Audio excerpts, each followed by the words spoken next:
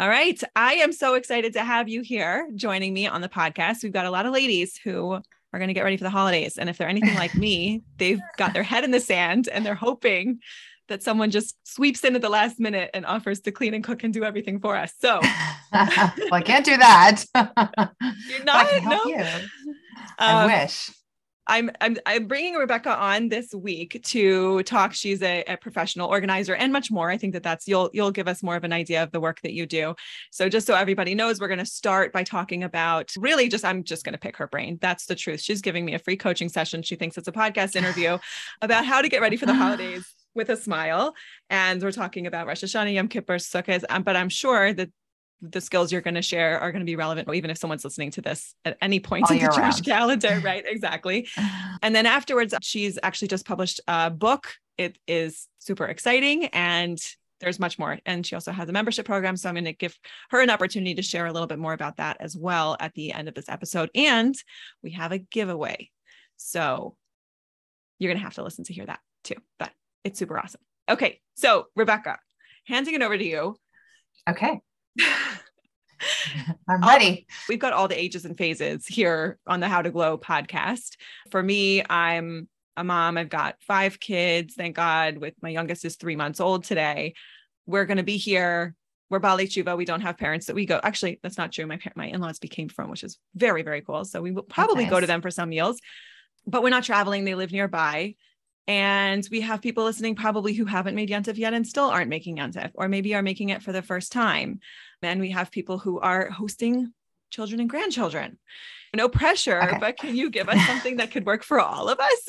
Something for everybody. Okay. So I will just say this about myself is that I grew up religious and we went to my parents all the time or my in-laws all the time. And I didn't really make a Yom Tov for real until we made Aliyah. So we had already been married for 12, 13, 14 years. I didn't have anything. And I basically had to start from scratch. But the thing is that what I found is no matter what position you're in, if you are just starting out, if you've been married for a while, if you are making your Yom Tov, or if you're going away, it doesn't really matter. The key to staying on top of things is lists. List building is super important, and a good list you'll be able to use from year to year.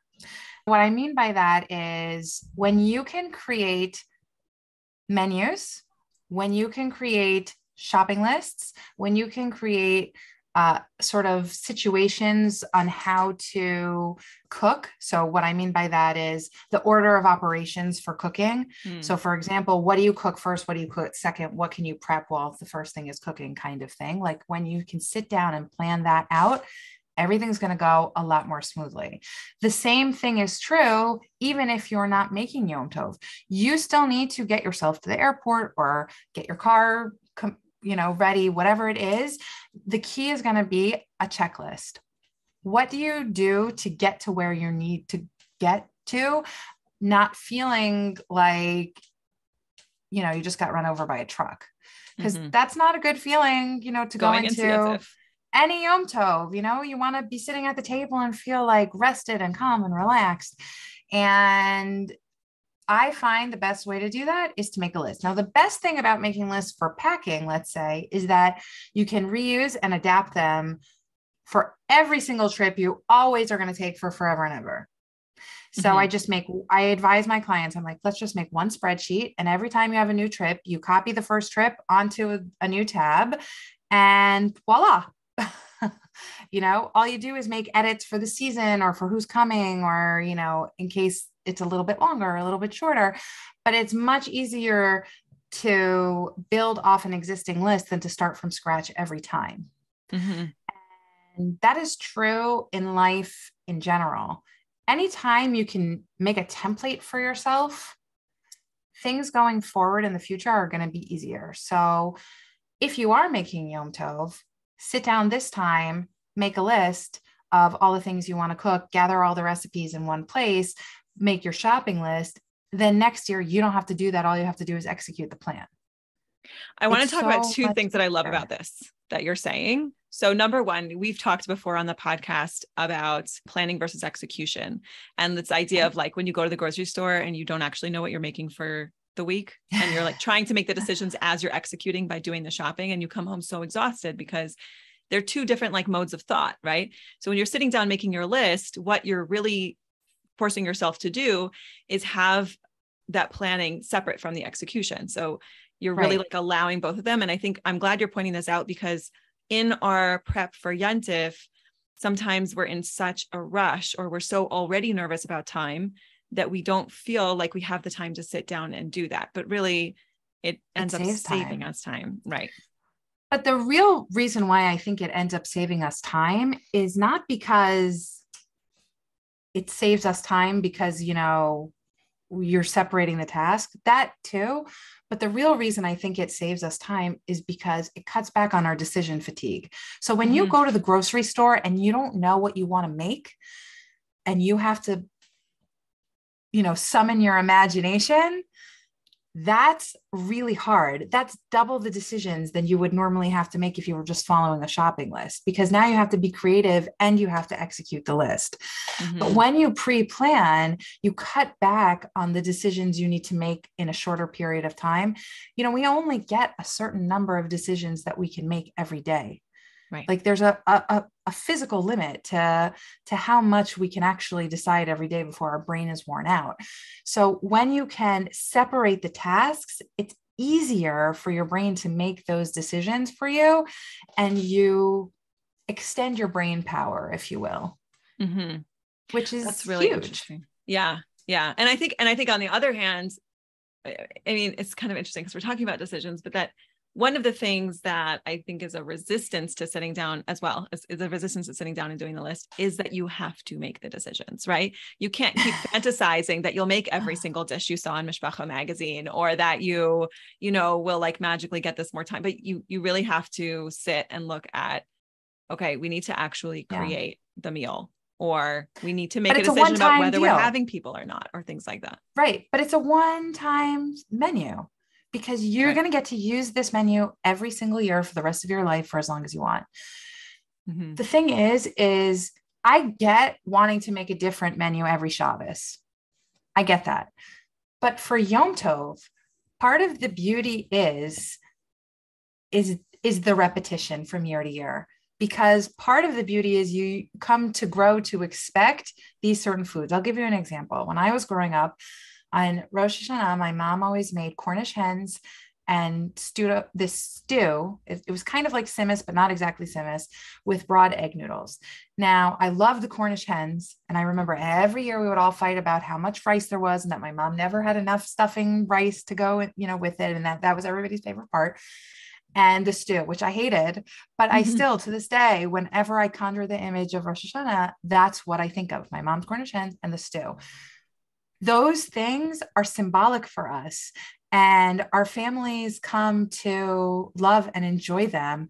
And it builds expectation, or it builds excitement, really, not expectation. It builds excitement for the foods of those holidays, but it also takes something off of our plate because we don't have to reinvent the wheel every time. Mm-hmm. So our families, even though you think that they might not be, our families are actually excited for these comfort foods of the Chagim. And it's okay, because that's going to make them so happy. It's going to make them, I think, in my opinion, it enhances the spiritualness of the Chag when you're expecting this food and it's delicious and you love it. Do you know what I Yeah, mean? Totally. And You're like getting me so excited. that. It's like really true. It's like, this is our version of the pumpkin spice latte. Like, right? Like, what would happen if one year Starbucks was like, we're going to go a different direction. It's just going to be cinnamon chai. Like, no, everyone would be really upset, at least in Everybody America. be We on don't have that orange, problem here right? anymore. Right. But it's, like it creates that nostalgia and that anticipation, and, for sure. And I feel like you're almost turning it on its head. Like to me, I would think, well, yuntif, it's so important. Like it's so special. Let's make sure that's where we really like show off as a cook. But you're saying, have your fun and creativity on Shabbos every week when it's your normal week. But yuntif, we already have a lot on our plates and we want to have the koach to daven and we want to have, like our schedules are more wonky than normal. This is a better time for us to like, it's not necessarily, well, in a way it's less pressure because these recipes work. You've made them But it's before. not that they're not special. Right. They can be special. It's just that you're not reinventing the menu. Yes. And that's the difference. Like there are special things that you only make for Yom Tov. And that's what makes them special. You see, it's Cornish hens and stew on Rosh Hashanah. It's stuffed cabbage on Sukkot. It's whatever, a certain kugel on Pesach. It's those things. And historically, we have those foods. We only eat hamantashen on Purim. We only have matzah on Pesach. You could make those things all year round, but then it minimizes the specialness at that time of the year.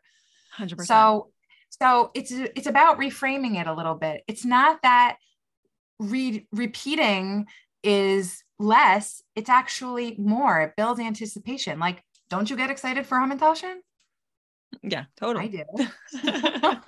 Right. I love them. Yeah. And you can be creative within that. You don't have to, you can integrate new recipes yearly, but when the bases stay the same, and definitely there are going to be some years where you might not be able to get something. So you'll have to shift and pivot. But when you have the bones already set up, it makes needing to shift and pivot easier. Mm-hmm.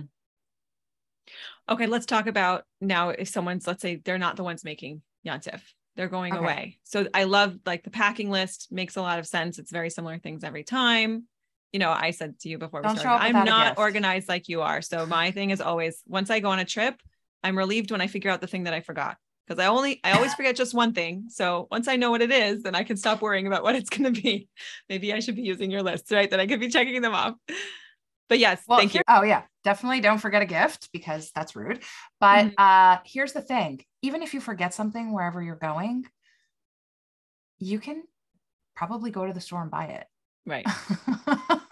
Like if you forgot to bring over-the-counter medication, you can go to the drugstore and get it. Or maybe whoever you're staying at has it, or a neighbor has it. Like there are ways to find what you need. So even if you do forget something, don't beat yourself up about it because whatever it is, it's not, it's something you can, I was helping my neighbor pack today. Actually, she's going away and she just had a baby and she was very, very worried, which happens to a lot of people. They get a lot of anxious when they're traveling. And I said to her, I'm like, I'm sure your mother-in-law will be thrilled to buy you whatever you need for the baby once you get there, like in case you forgot something, or even if you didn't forget something, like it's okay. Even if you forgot something, there's the washing machine.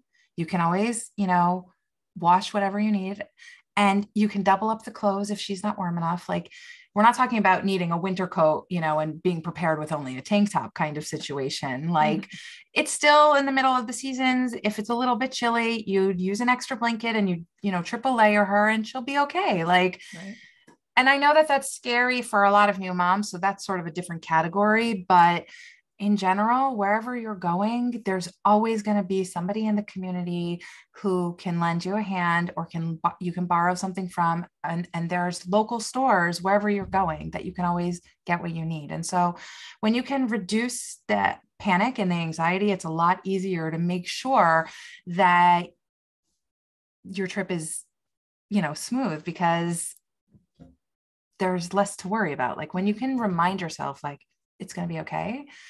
I always say to myself, like, Hashem's taking care of it. Even if I forget something, it won't matter. Like it's going to be okay.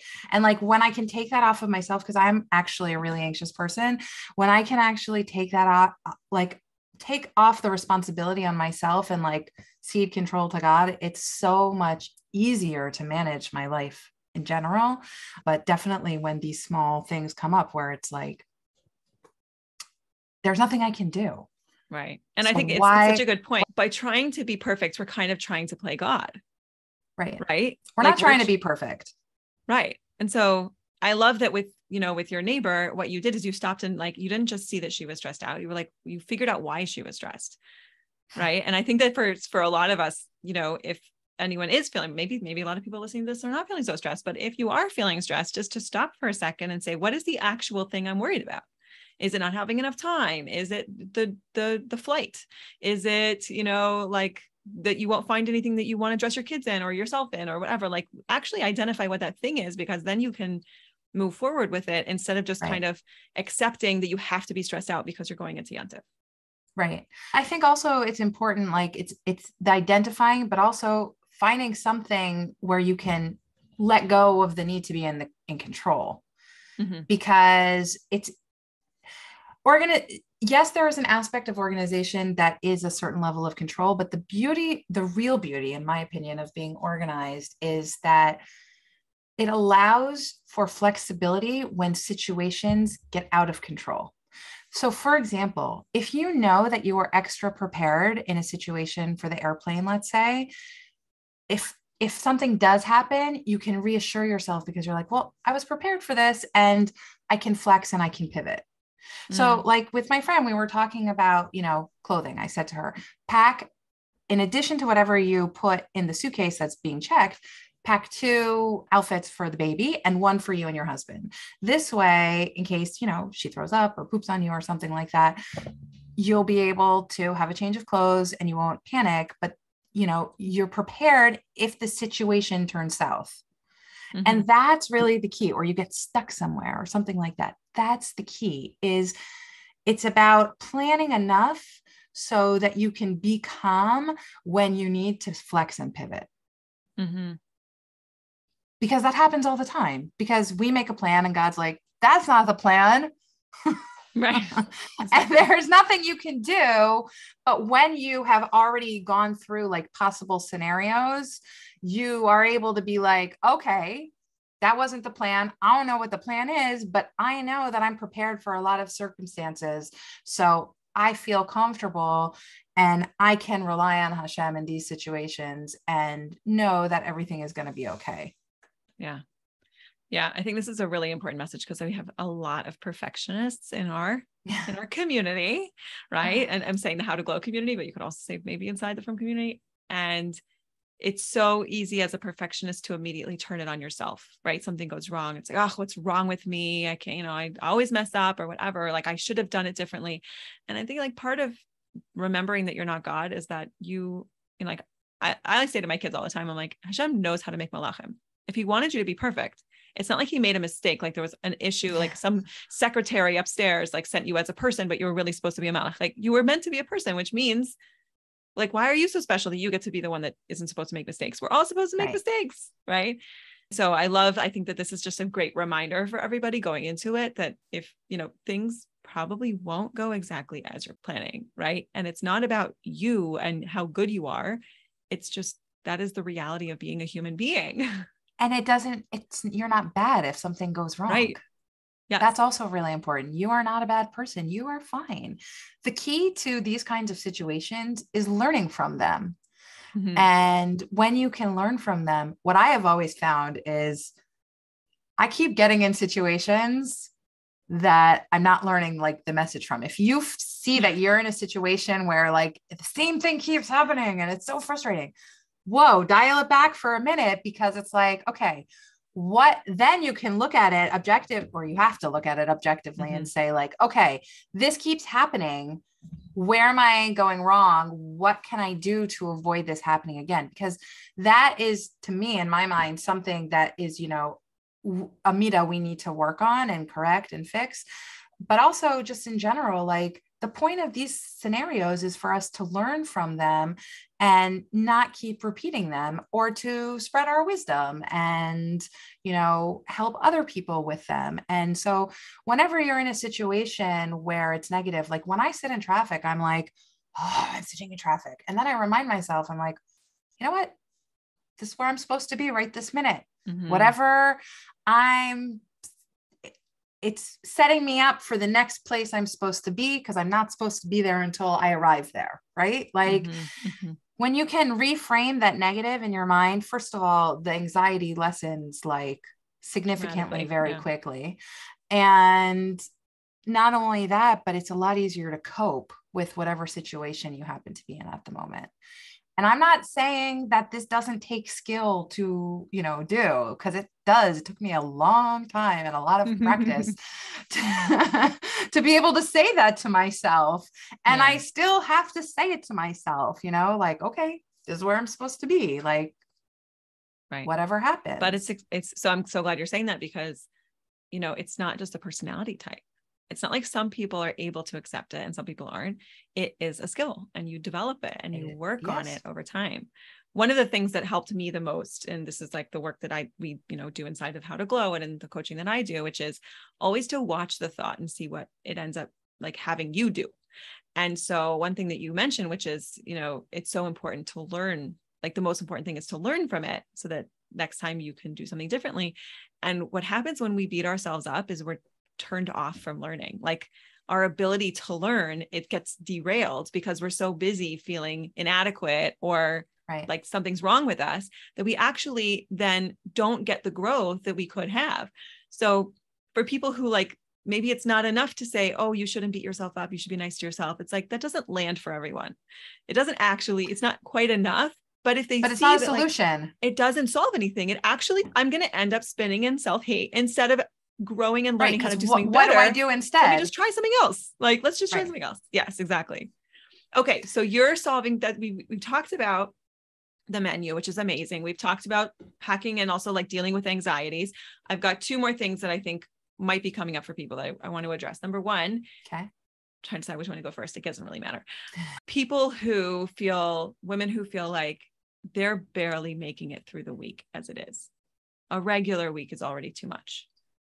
So how in the world, I mean, again, you're not Mary Poppins for us. You're not going to swoop in and take care of everything so we can go cook. But, what would you say to someone who feels like, how am I supposed to also get ready to go travel, or also this, or also that, or maybe I have to more work because I'm going to be taking days off or whatever? There's definitely people who are feeling that way right now. So what would you say to them? First of all, that's a great question. First of all, if you're making Yom Tov yourself, then you can cook on Yom Tov. Mm-hmm. You don't have to have everything this year, especially. You don't have to have everything prepared beforehand. Okay. You just need to have everything purchased. And even if you forget something, I bet your neighbor has some extra. So don't worry about that. But like, you don't have to worry about getting it all done before. The things that need to be done before are the things you can't do on Yom Tov. So if there's something you want to use the food processor for, let's say, or if you don't want to leave a burner on your stovetop, let's say, but you're willing to leave the oven on, you can work within those realms, figure out what needs the food processor, what needs the stovetop, make those things, and, just cook everything in the oven. Additionally, you can prep and freeze. So I always tell people, I'm like, if you're making a roast for Shabbos, just make 2 and put one in the freezer, and then it's ready for yuntif.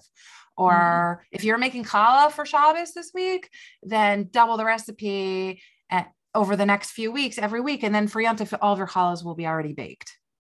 You see? So like when you can double up, and when you can say, I'm okay with making some salads or whatever on Yom Tov, that's going to be easier. Now, I will just say, I understand the desire to want to have everything done before Yom Tov so that you're not standing in the kitchen. But if that's not possible, that's not possible. And you do the best you can. And that's why it's allowed to cook on Yom Tov. Okay. Right. So that's the first thing. If you're going away, I think it's important to remember that while traveling is very, very stressful, it's a lot less planning than cooking and shopping and meal planning and guests and cleaning up. So take that in for a minute. Once you get to your destination, you're there and that's it. Right. So like, obviously you want to be a good guest and you want to be helpful and pitch in and, that kind of thing. But that's, one thing. But whatever you can do leading up to Yom Tov to lighten your load, do it. There's no shame in outsourcing for pay. There's no shame in making your kids, if they're old enough, chip in. There's no shame in not going shopping and ordering everything online. There's no shame in any of it. Pre-made food. Whatever. Yeah. Right. Buying pre-made food. That's a great one. It doesn't matter. It's okay. The point is not how beautifully, I made every single rosette on the plate. Like, I don't need to do that. The food is going to be delicious. Our family is going to be together. We're going to be able to talk to God. That's all we need to do. Like, you don't have to make it bigger than it is. Like, sometimes simple is really, less is more. Simple is the easy way to go, but it also doesn't take away from the experience just because it's simple. There is beauty in simplicity. And so you don't need to kill yourself or be on the verge of wanting to kill yourself to have a beautiful Yom Tov and fulfill the mitzvah beautifully. Like, I understand everybody's like, okay, Hidur mitzvah, we want to beautify the mitzvah. But again, beauty is in the eye of the beholder. If you think it's beautiful, if you were doing more than what you could do, it doesn't matter if it's not the same as somebody else. One of the things that really, really bugs me is the keeping up with the Cohens. Like, we don't need to worry about what our neighbors are doing. They do what works for them. We do what works for us. And everybody's happy when you keep your eyes on your own paper, like, Matovu. Yashar, right? Like, you don't have to worry about what somebody else is doing. Yes. That's not you. That's not your family. Those are not your values. Focus on what is important to you. Figure out how you can simplify that. And that is why, like, repeating menus are worthwhile. Listen, even for Shabbos, I think making a 4-week menu is totally worthwhile because it's enough variety and you don't have to. Personally, we make basically the same thing every week for Shabbos. Yeah, we do. We have like a couple of varieties, but, I don't have time to plan elaborate meals every single week. Is it special? Yes. My kids look forward to the Shabbos food all week. Like, they're looking forward to the chicken soup and the challah and the roast. Like, it doesn't matter that we make the same thing every week. If you want to do something special and that's not okay for your family and that's not what you do, or if you love being in the kitchen or if you have time to be in the kitchen, do it. I'm not saying don't do it. I'm just saying, make your expectations reasonable and attainable, because if you're not able to achieve your goals, you're not going to achieve them. And you're going to feel bad about yourself in the meantime, which doesn't help you. It doesn't help your family. It doesn't help your marriage. It doesn't help your relationship with anybody, your friends, your family, yourself. Like, there's no benefit. Right. I love just thinking about like, oh, that's for when I'm a safta. Like, when I see something, I'm like, oh, I'm going to have so much fun cooking that when I'm a safta and there's nobody at that's home, a great way to look at it. And I just like, I'll put it on my mental to-do list of like, that's the type of thing I'll have. There'll always be warm muffins. Like, I would love to have all those things, but that's not my life right now. And I like, when we choose our priorities intentionally, then it makes it so much easier. And I think that sometimes we're stressed and overwhelmed about time. And it's really just, again, following the thought. So much of the time when we're stressed and overwhelmed, what do? Is we go do something that completely wastes time and we have even less time on our hands. But if we just sit down and say like, what is actually on my schedule? What is actually possible for me? Okay. Like, I have 3 hours to prepare for all of Rosh Hashanah, let's say. So what am I going to do? What's going to take me 3 hours? That's it. And we're deciding ahead of time. So we're not in this sort of fantasy land of resisting and hoping things will change. We're just making the decision. And then from that place, we're able to move forward. Where if we're just in this place of like, oh, I'm just always so overwhelmed, I'm always so stressed out. Again, I like the way that you're thinking. And like, I almost feel like everyone could just download your voice into their head of like, okay, well, what can you do? Do we just need to make it simpler? Do we just want to cook on yuntif? Like, let's just get really scientific about it so we can dial down the emotions and just make some decisions. And then we're able to move forward. There's nothing emotional about this. There's no score. Like, I think part of the problem, listen, I always call myself a recovering perfectionist. Like, like, I love it when things go perfectly. Who doesn't? Everybody does. But it's about what is perfect. Right. I think a lot of the time is we think what's perfect is what our neighbor is doing rather than what is perfect for us. So when you can sit down and say like, this is what I'm expecting to happen, like when you can clearly figure out X, Y, and Z. What this day is going to look like, what this day is going to look like, what this day is going to look like. It's so much easier to just be present and to get those things done because it's clear to you what needs to happen. And for a lot of people, say this, there's a lot of people in my tribe who are ADHD and they're falling down the rabbit hole of going from one thing to the next. That's really, really hard. And that's why for people who have ADHD or other neurodivergent. Yeah. I think it's really, really important to be clear about what needs to get done. This is the key. Here's the key.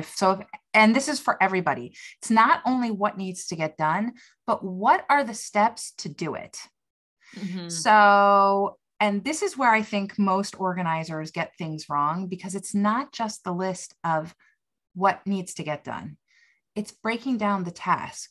So when you're making, I don't know, peanut butter and jelly, what are the tasks that need to get done to make the peanut butter and jelly? You need to take the bread out of the refrigerator. You need to take the jelly out of the fridge. You need to take the peanut butter out of the cabinet. You need to get out a knife. You need to get out a plate. For people who are procrastinators, for people who are neurodivergent, right? That's the correct, I think. Yeah. For people who have issues in that realm.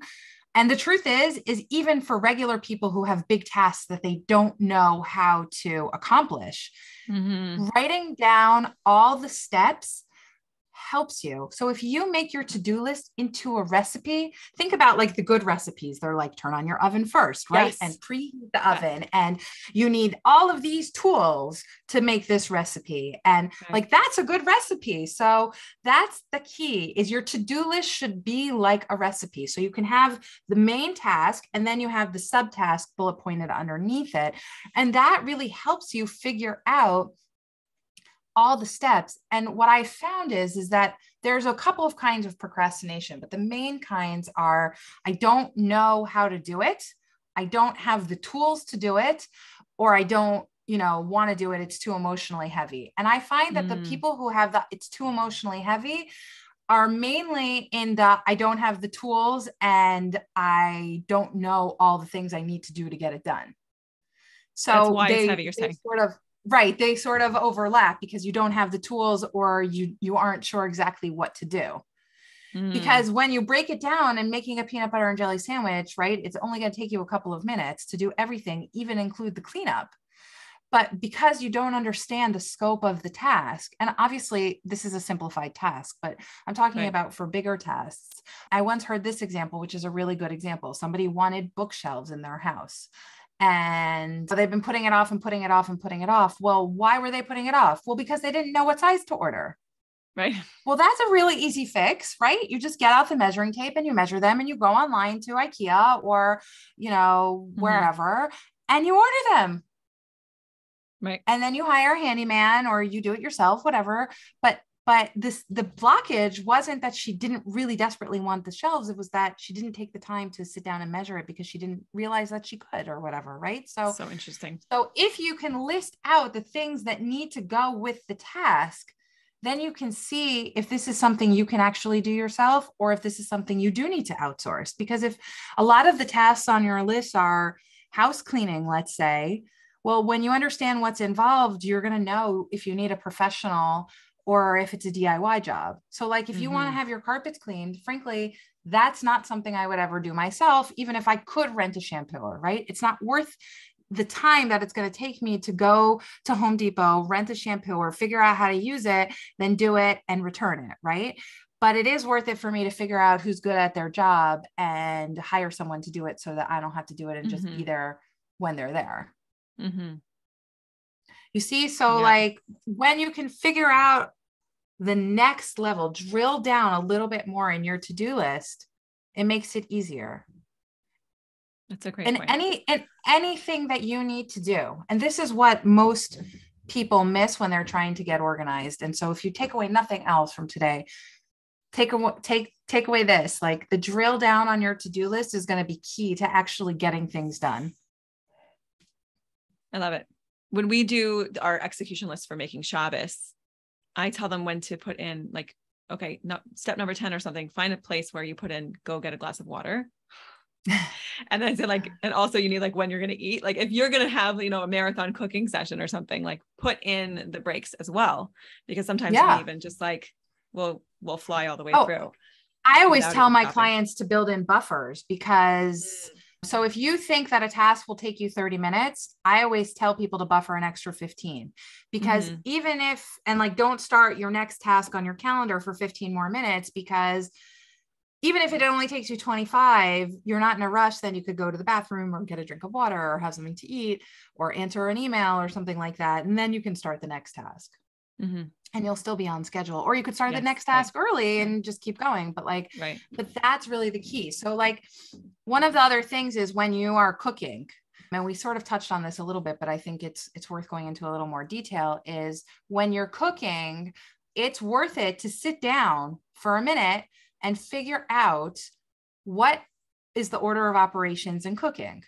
So what makes sense to make first, second, third, because what do I like? What's the longest cooking time? So I always use my example of Purim when I make a turkey. Okay. So getting the turkey in the oven is premium because it takes a long time to cook, right? So I got to get that in the oven. And then once that's in the oven, I can start prepping all the next things that need to go in the oven. And then when those last things are going into the oven, then I can do the salads, because things are cooking in the oven. So now I have time to start the cleanup, get the salads done, and you know, work in that way. But when you take a few minutes just to plan it out, it's so much less stressful because you always know the next step. And when a phone call happens or someone breaks something, it's a lot easier to get back on track when you know what the next step is going to be. Like, oh, that's where I left off. Yeah. And that's really what it means to be flexible, is the planning gives us the ability to handle all the dips that come. And it also allows us to be able to prioritize. So let's say it's Erev Yom Tov and you didn't cook everything that you wanted to cook, or you to get into the oven and then you cut yourself, chas v'shalom, and you can't stop the bleeding, right? Well, all the proteins are made. The only thing you didn't make was the salad. So you can focus on your finger and you can make the salad, and it's going to be okay if you make them, you know, while everybody's at shul or a little bit later. Like, that's okay. You know what to move. Like, you know what exactly. you still need. You know where you can, right. If there's anything that you want to prep beforehand, like if you want to juice all your lemons in advance, let's say, or like the messy stuff. A lot of times I tell people, like, prep the messy stuff early so that like when you're just chopping vegetables, that's easy, but the dressing, you don't want to squeeze the lemons all over yuntif, whatever, like, right? So that's key. The other thing that's really key in the planning that way is, or is that helpful when you're planning that way, is you can see the duplicate tasks. And what I mean by that is you'll be able to call for duplicate items and deal with them one time. So if 3 of your recipes call for chopped parsley, you just chop it once at the beginning. Yeah. Put, you know, the 2/3 of it to the side for the other recipes, or however much you need for the other recipes. And that part of the recipe is done. Yep. The same is true. If you need to juice a lemon for every single salad you're making, juice 5 lemons all at once. Right. Like, why would you start and stop? It's easier to just get it all done at one time, then it's done. And part of your preparation is, you know, moving forward. And when you get to that step, you're going to be like, well, that was much easier than I thought it was going to be. And that's the part of organization that most people miss out. It's those little cheats, hacks that make things easier. Okay. I love it. That's amazing. You got kind of into this territory already with the last question, but the last thing I wanted to ask was, what about people, like, if you were to say to me, it's funny because I've had other people describe me as organized. I think that's because I used to be an elementary school teacher. So in some ways, like I need everything visual. I need lists. I need checklists. I need everything, you know. And so people come into my house and they can see like, oh, wow, you make the same, you have these systems in place. But if you were to ask me if I'm organized, I wouldn't consider myself organized because there's a messy garage and there's a mess on my desk and things like that. And so sometimes it's like, almost like could you lose someone even before we get started if the person has a belief about themselves, but I'm just not an organized person. Like, what would you say to someone who just was like, look? So I believe that organization is a learned skill. I definitely didn't start out the way I was today. And through trial and error, I've learned lots of tips and tricks. And I definitely talk about that in my book. Like I didn't know what no one is born knowing everything. Do you know? Right. Like we learn and like we learn from other people, but we also learn from ourselves and we see, and this helps us move forward. Let me ask you a question. When you are ready to get your desk tidied up, can you do it? Is there a place to put stuff? Yeah. Okay. For the most part. So then probably your problem is not really that you're not an organized person. It's probably just that you have too much stuff. Mm-hmm. And I think that is a differentiation that most people don't distinguish. It's not that you're disorganized, because we all have a natural tendency for organization. Some people have a more rounded, more purposeful, sense of it, but like everybody has it, but it's a more developed. That's the word I was looking for. Some people have more developed or better developed executive function than other people, or organizational skills than other people, but everybody can develop them.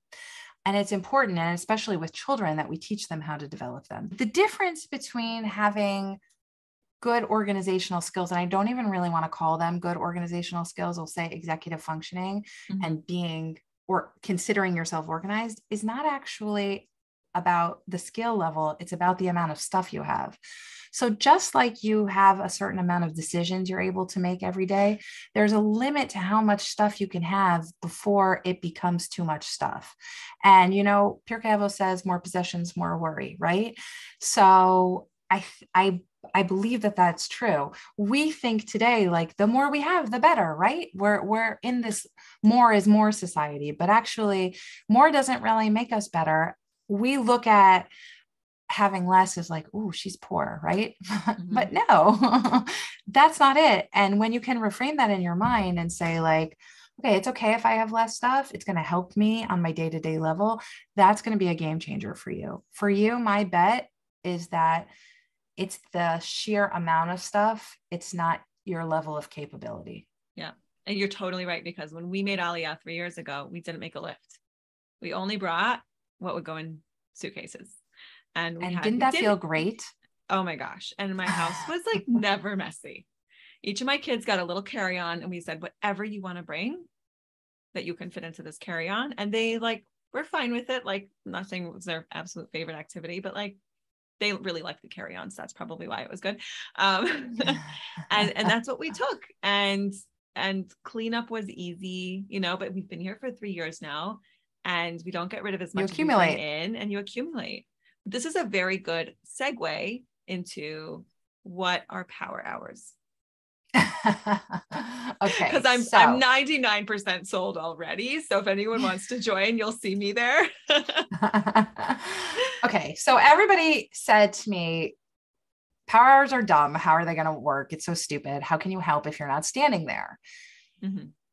Because the thing is that most people, again, have the innate understanding of how to be organized. They know it in their core, but they're standing in their disgusting, messy room saying, yes, oh my God, where do I start? That's it. Anyone who's listening, if you go to YouTube, you will see the face. It's like, oh my God, where can I start? Right? Yeah. Like, I don't even know where to begin. Okay. So that's what I can do when we are working together online. When you join a power hour, I've already seen your space, so I know exactly what to tell you to start with. And you're then doing this power hour is one-on-one, or you're checking with a group of people? It's a group session. Yeah. And the beauty of the group is that everybody is in the same situation as you are. And so there's strength knowing that you are not alone. Yeah. That there are all these people all over the world working on improving their lives with you. Mm-hmm. And that energy, you can feel it. It's like, it's palpable. You can really, really feel it. It's amazing. And I totally get that. Like I finally realized that I started decluttering when my cleaning lady comes. She comes once a week. And I'm like, just knowing that there's someone in my house who's like upstairs doing something there makes it like, I feel like it's, I don't know, there's like an energy. It's like easier to work when you're with somebody else. 100%. Right. The key also is when you do the power hours, you will spend less on your cleaning lady. Yeah. I know that sounds crazy, but I would say the biggest complaint I hear about cleaners is not that they're not good. It's that they don't get the list finished. And that's because they're putting away all your junk. Yeah. And they're not putting it in the right place because they don't know where it goes, because you haven't set an actual place for it. So what you're going to do is you're going to make your cleaner's job so much easier, but you're also going to make your life better because they're going to be more productive and efficient as well. So the key to power hours is that I am there holding you accountable. Now, I have people who don't declutter on the power hours. They come with their work and they just want me to check in on them every 15 minutes. They send me a list of all the tasks they're going to do. I recommend which task I think they should do first based on the timing, and they get their task list done.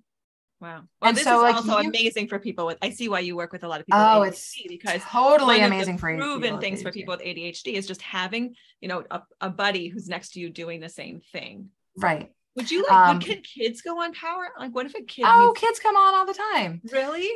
The thing about kids though is that it depends on their age. Yeah. So I would say 50% of my members have smaller kids, and almost all of them have been on with them at some point or another. Mm-hmm. Kids have a limit though. Most kids, especially the under 10 crowd, can't do more than 30 minutes. So if you do want to come on with a kid, yeah. And if you're ever doing an organizational task with your child, which you should always help your child organize. I mean, I have 3 teenagers. They're going to be 14 at the end of this month. And I have an almost 16-year-old, and I still help them declutter because at the end of every season, we go through their clothes and we figure out what they need. They still need me for that. But now they're at the point where they can do their regular cleanup by themselves because now they know how to do it because we've created systems. But at the beginning, you're going to have to keep doing it with them, even older kids, because they're not trained. They need training. Just like we need but you. Certainly, exactly. Certainly a child who is over 12, the 12 to 17 sort of crowd could definitely come on for an hour by themselves, with simultaneously. So I have a mom working in one room and a kid working in another room, and that's fine. But like so many moms tell me, they're like, my kids know when I'm doing power hours and they're so happy. And the shift in the house is really enormous. But what a lot of my members tell me is they like the model because they're learning how to do it themselves. Mm-hmm. Like I'm there and I'm guiding you and I'm walking you through this difficult time period for you and I'm keeping you on track. But what they tell me is like, it's so much easier for them now that they've been with me for a couple of months, because they're like, now they understand the order of operations. 100%. And it also becomes the way you think, right? Exactly. It's exactly. I'm the same way with coaching. Like, I don't want to just come on and ask you great questions and then now you have an aha moment, but the next time you have a problem, you need to come back to me and I'll ask you questions. I want to teach you how do you operate your brain. So the next time you have a challenge, you're like, hey, maybe I can actually use that tool that I learned. So it's 100%. It's the internal clutter and the external clutter. We make a great team, you and me. Yes, I think so. We should definitely team up. But I think that also what people don't realize is that a lot of people are like, well, I should know how to do this myself. But if you never learned, why would you know that? Yep.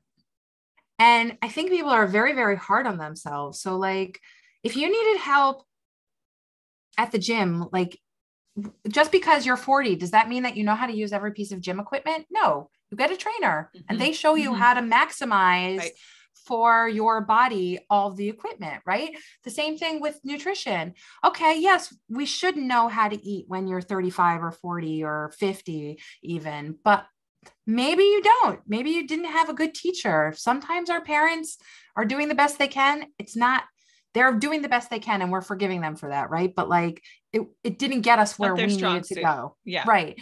So we need to take matters into our own hands, and we need to get the help that we need from wherever we need it, whatever the problem is 100%. For. So just because, you need help, you shouldn't feel bad. Don't feel bad. Also, the way that we live today is not the same way that people lived 100 years ago. We have probably 100 times more stuff than people had even 25 years ago. We have more stuff and we keep stuff for longer. There's a limit to how much you can have. And once you pass that limit, you don't know how to deal with it anymore. So you have to get help, and you can't feel bad about getting the help that you need for whatever situation it is that you need help with. Yeah. And I think it's a tremendous act of like self-love to support yourself that way, right? To just say like, and to admit that you need the help. Yeah. Just get it. I'm like, no problem. Yeah. Like we would do it for our kids in a heartbeat. Those of us who have kids, right? You wouldn't be like, well, just get your sensory stuff under control. Like, no, right. Like, oh, they need a little support in this area. That's not a problem with them. I'm not blaming them. Let's just get the support so they can like live their best life. That's what we want. Yeah. Here. Yeah. Amazing. And the thing is when you can get all the excess out of your life, if you can make the commitment right now to decluttering and organizing yourself, in the long run, you will have more time, more energy. And I don't know how to say this in a way that makes sense, but like more love. You'll care for yourself more. Your family will care for you more. Everybody will take care of the space a lot better because you'll show that you respect it, because you showed like you took the time to respect it. And like the level of Bayit as Migdash increases in the house significantly. And it's a huge shift emotionally and spiritually for a family when you start to take control of the clutter and make a change. It's very powerful work. It's very powerful work you're doing. Thank you. Yeah. What about the book? Can you just take for a minute? Okay. Very cool thing. This book that this is my book. It's called Organized Jewish Life for those who are listening. Yeah. And it actually has a companion planner to get ready for Shabbos and Yom Tov. I wrote this book because when my mom died, we all knew she was going to die. And I prepared myself. I read how to be a mourner in Judaism, because obviously it's something I've seen in a big way, but not in a close-up way. Right. So I read about how to do it. And then when my sister called me, it was in the middle of Corona and I was in Israel and they were in the US, and I didn't know how to translate what I had learned into practical application. And I said to myself after I was done sitting Shiva, I can't be the only one who can't figure out how to apply the halacha in a practical way. And it happened to me in a sense where I was sitting Shiva, but it could happen in any Jewish life cycle event, and it could happen before any Chag, and it could happen in a lot of just day-to-day things that need to get done in Jewish life, right? So I'm like, I don't ever want anybody to feel that way. And the truth is that if I would have just handed my husband a list, he would have gladly done whatever I needed. But he had even less experience with death than I did. And he didn't really know what to do. And we both sort of felt like we were in the dark. So when I sat down, I wanted a way to honor my mom. And I thought like, okay, I can go to shul every day and say Kaddish. And I started doing that. And I'm like, this is not for me.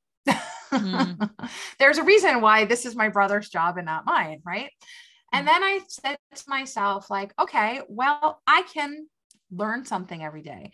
But the truth is I already had a couple of learning projects that I was doing daily. And I'm like, I don't think I have the bandwidth to learn anything else right now. And, you're consumed by the grief, right? So I'm like, okay, how can I honor my mom? So first I'm like, okay, well, I will write a checklist. on how to, get ready for morning. I'm like, well, who's going to want that? So then I increased the scope a little bit and I'm like, okay, well, I will write it about how to get ready for all the Jewish life cycle events, because people ask me that all the time. Right. And then I'm like, well, can't do Jewish life cycle events without also doing Jewish holidays. And then as I was writing, I was like, well, so many people are like, well, how do I set up I'm a Kayla. How do I set up my home? Or how do I decide if this is a good, place to rent? Or a lot of people are just like, what are the things that I need when I'm moving? Right. So the third section in the book is called Adulting. And it's just how to manage in day-to-day life in an organized way. And some of it is related to Judaism and some of it is not. But for the most part, we're kind of just getting access to your brain and all the stuff that you figured out. It's like having a like really helpful older sister. Yes, exactly. Like, here's how we're going to get you ready for your move. I love that. Yes, exactly what it's like. Amazing. Any other parts of the book that you want to? I want to just say that another reason in the scope of the book, so when I was in high school, I took this class called The Jewish Life Cycle. And that was sort of the inspiration for this book. And part of the thing that I realized was I was very fortunate, and I had this great class in high school and I had a great teacher, Mrs. Jacoby, but a lot of people don't have this class. And even like I went to a Beis Yaakov type school, and it wasn't actually Beis Yaakov, but similar. And even at Beis Yaakov, this is a very, very rare kind of class. And what I realized was that not a lot of people have this. And so they don't really understand the joy that goes into a lot of these things. But Miss Jacoby read an early draft and she's like, wow, I see some blockages behind the mikvah. Oh, interesting. And so I'm like, okay. So she's like, it would be great if you could approach this section with a little more joy. So I'm like, okay, I'm going to figure out a way to make this mitzvah better for me. And Hashem has his own way of working, right? The next day I see an ad on Facebook, join the mikvah attendance course from the Eden Center. Wow. And so in order to learn more about the mikvah, I became a balanit, what we call balanit in Israel, mikvah attendant. And I loved the class so much that I also became a college teacher. Wow. From the Eden Center. And what it did was it reshaped my perspective on mitzvot relating to marriage, Taharat mishpacha, right? Marriage. So there is a section about the mikvah and how to prepare yourself for the mikvah in the book. But I also talk about the emotional aspects of how you can prepare yourself within an engagement and early stages or even late stages of your marriage. And there are sections in there about how to prepare yourself for pregnancy. And there are sections in there on how to prepare yourself if chas v'shalom, your pregnancy doesn't go full term. Because what I found is that there is a very big lacking about talking about these kinds of things within the Jewish community. And we do a disservice to ourselves and our daughters and our sisters and our nieces and cousins and everybody who we love when we don't create a space where women can talk about these things. And so I hope that within the book, I've given you a space to understand that it's okay to reach out and talk about when things don't go exactly as you planned, regardless of what the scenario is, but specifically how to prepare for those things, because we're not talking about them as a culture. Right. What do you do if you, chas v'shalom, are having a miscarriage or you have a stillborn? What do you do in those situations? How can you emotionally prepare yourself? Obviously, no one ever wants that to happen. No one wants to get divorced, right? Well, maybe some people want to, but even if you want to get divorced, how can you do that so you can still walk away with your dignity intact? And getting those things done is like, you don't have to follow the list to the T, but if I can just, stimulate like one thing in your mind, like, oh, I should do that. I should, get as much money as I can saved up before I walk out, right? Like whatever, there's a lot of things in here. Take what you want and leave what you don't want. But even if it helps you do one thing a little bit better, then it was worth it. And it's all lulei neshama for my mother. And like, it's to her great benefit that I did this. My mother wasn't excellent, excellent hostess. And I took everything that I learned from her, the good and the bad, and I gave you everything that I know myself, and I put it all in one place. Amazing. And it's so great to just have that on, like you said, no one wants to get into these crisis situations, but just having it somewhere in your house, because once we're in that crisis, we are not ready to sit down and make our best list in that moment, right? Like exactly. we're busy dealing with the emotions and the crisis. And so but you don't know how to research it. Yeah. Right. And you don't know, and especially something like miscarriage, you don't even know do you want to just start asking around to find out who's had a miscarriage and at what term? Right. And it's great. Amazing. And it's, again, like, it really just feels like it's like having that really wise older sister, just like, here's what we need to do. Here's what's going to happen. And also, as a Baal Tshuva, I can imagine that this would be extremely valuable. Although it's interesting that you're saying very much so for FFBs too, like however you got here. I was talking to my best friend who's also an FFB, and we were talking about Erev Tafshilin, and I was like, I think in my whole life, I only saw my mom do it once. And when she was doing it, I was like, what? Because it's not something you do every Yom Tov. Or like, I remember standing at the Yom Tov candles with my mother and be like, okay, Shechianu tonight? Yes, no, maybe. Like, so there's charts in the book, like, when you say Shechianu, when you need a Yahrzeit candle, when you make the Erev Tavshilin, there's the brachot in transliteration. So for those people who are just starting out, because my aunt who didn't grow up religious said to me, she's like, listen, I can read the brachot now, but when I started out and I joined your family 60 years ago, I couldn't read Hebrew. And the thing was I didn't know where to look to find those brachot. So if you're just starting out, this book is great. If you're an FFB, it's also great. Like, there's something in there for everybody. And it really, really helps you. The thing is the reason why it's so good is because we don't know what we don't know. And even though I can't go through every single scenario of something that might happen, it can make you ask better questions when you're dealing with the professional at that time, the doctor, the rabbi, the lawyer, whoever you have to deal with. When you sort of know a little bit more about the situation, it's easier to get the answers from those professionals that you need, because it gives you a little bit of background. Yes. Amazing. Okay. I could go all day, but since we can't actually go all day, then let's talk about the giveaway. Okay. So at KaylaLevin.com/Balagan, and that'll be linked in the show notes in case you're not sure how to spell that, but it's very phonetic. Then we will have a place where you can just put in your name and email. You will, first of all, get added to both of our lists so that you can find out what we're up to, opportunities to work with us, but super fun. We have a giveaway. So each of us are pitching something. And Rebekah, why don't you share what you are including in the giveaway? Okay, so for the giveaway, we'll be including one copy of Organized Jewish Life, one copy of the Organized Jewish Life Planner, and a 1-month membership to the silver level membership. But anybody who subscribes to or enters the giveaway will also get a coupon in case they don't win. Oh, very nice. For the membership. Should I do a coupon too? Let's do it. Okay, great. You're making me up the ante here. All right. And are these different? Those are 3 different prizes? Not like one person gets super spoiled, or yes? However you want to do it. How should we do it? I think we should let 3 different people win. Okay. Okay, great. They get to hear the process here while they're listening to the podcast. I'm cool with that. It's a little behind. You can do it however you like. All right. And I will be including 2 3-month memberships inside of the How to Glow community. Awesome. And now that Rebekah just upped the ante, we will also include a coupon for the first month of the How to Glow membership. So worth joining. I don't normally do these, but you're like, Kayla, we got to do it. You're right. That's just way more fun. Why not give out? Well, I mean, like giveaway is awesome. Like, you get a car, you get a car. Yes, you and you. Totally. Perfect. Totally.